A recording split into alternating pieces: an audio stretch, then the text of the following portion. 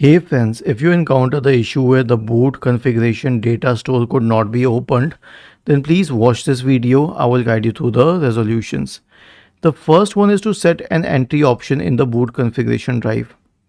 So we'll have to specify a name here.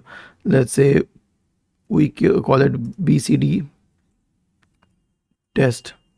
Okay, and then copy paste this command. I'll share all of these commands in the description section of the video. And open the command prompt window as administrator, paste it here and hit enter. It says operation completed successfully.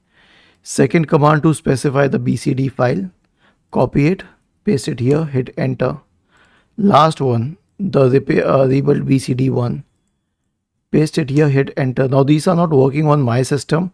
The reason is that I don't have a BCD, but you can use it on your system. Was this helpful? If yes, then please subscribe to the channel, and if not, then let us know in the comment section of the video on how we could help you further. Thank you for watching this video and have a nice day.